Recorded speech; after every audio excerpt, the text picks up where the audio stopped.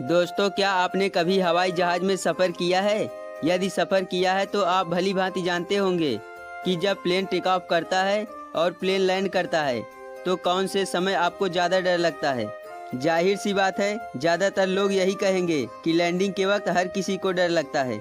ऐसा ही होता है अंतरिक्ष यात्रियों के साथ जब वो अंतरिक्ष में जाते हैं। ये बात तो आप जानते होंगे कि समय समय पर अंतरिक्ष यात्री अंतरिक्ष में जाते रहते हैं, लेकिन क्या आप ये जानते हैं कि किसी भी एस्ट्रोनॉट्स का अंतरिक्ष में जाकर वहाँ एक्सपेरिमेंट करना आसान है, जबकि अंतरिक्ष में जाना और वहाँ से वापस आना उससे कहीं ज़्यादा खतरनाक होता है। इसलिए आप ये सोचने की गलती बिल्कुल भी मत करना कि आप अंतरिक्ष में आसानी से पहुँचकर वापस आ सकते हैं। ये सफ़र इतना खतरनाक और डरावना होता है कि इसमें आपकी जान भी जा सकती है। शायद आप ये नहीं जानते होंगे कि कल्पना चावला जो अंतरिक्ष में जाने वाली पहली भारतीय महिला थी, जब उनका अंतरिक्ष यान पृथ्वी पर आ रहा था तो उनके साथ एक हादसा हुआ था, जिस कारण कल्पना चावला और उनके साथ बैठे अंतरिक्ष यात्रियों की मौत हो गई थी। नासा इस बात को कभी नहीं बताता, लेकिन खबरों की माने तो कल्पना चावला और उनके साथियों की मौत की वजह अंतरिक्ष यान में एक होल हो गया था और ये बात नासा ने उन्हें नहीं बताई थी। आइए फिर जानते हैं किन किन खतरों का सामना करना पड़ता है आपको अंतरिक्ष से वापस पृथ्वी पर आते समय।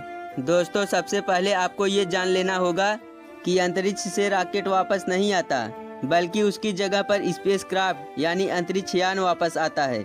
रॉकेट और स्पेस क्राफ्ट दोनों अलग अलग होते हैं। अंतरिक्ष में जाने के लिए रॉकेट और स्पेस क्राफ्ट दोनों जरूरी हैं। जब पृथ्वी से अंतरिक्ष यात्री को स्पेस में भेजा जाता है तब उसी स्पेस क्राफ्ट में भेजा जाता है और इस स्पेस क्राफ्ट को रॉकेट के इंजन के साथ जोड़ दिया जाता है। रॉकेट के अलग अलग पुर्जे होते हैं जो निर्धारित समय के बाद रॉकेट से अलग हो जाते हैं और यह प्रक्रिया तब तक चलती रहती है जब तक स्पेस क्राफ्ट अंतरिक्ष में पहुंच न जाए।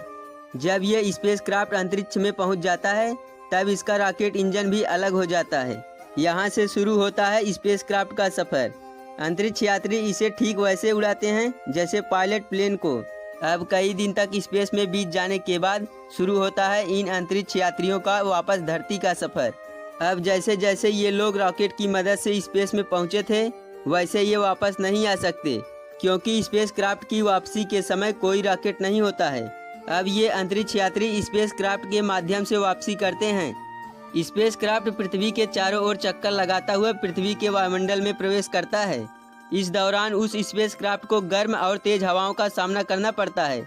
और दोस्तों, ये हवाएं इतना खतरनाक होती हैं कि इनके दबाव और घर्षण के कारण जलकर राख भी हो सकता है। हालांकि इस सिचुएशन से बचने के लिए स्पेस क्राफ्ट की ऊपरी सतह पर एक खास तरह की हीट रेजिस्टेंट चादर लगाई जाती है, और अगर ये चादर नहीं होगी या फिर टूट जाती है तो स्पेस क्राफ्ट का पृथ्वी पर आना बिल्कुल मुमकिन नहीं होगा। अब आता है लैंडिंग का समय। दोस्तों, स्पेस क्राफ्ट भी एक एरोप्लेन की तरह लैंड करता है और एरोप्लेन की तरह इसकी लैंडिंग भी एयरपोर्ट रनवे पर होती है और स्पेस क्राफ्ट के पहिए भी खुल जाते हैं। दोनों में फ़र्क ये होता है कि एरोप्लेन की स्पीड तब कम होती है, जबकि स्पेस क्राफ्ट की लैंडिंग के समय स्पीड ज़्यादा होती है। इसलिए लैंडिंग के समय पीछे के साइड पर एक पैराशूट खुल जाता है और इस तरह पृथ्वी पर ये अंतरिक्ष यात्री सही सलामत पहुंच जाते हैं। तो दोस्तों, आज की वीडियो में बस इतना ही। वीडियो अच्छी लगी हो तो इसे लाइक और शेयर ज़रूर करना और ऐसे ही इंटरेस्टिंग वीडियो के लिए हमारे चैनल को सब्सक्राइब करके बेल आइकन को ऑल पर प्रेस ज़रूर करना।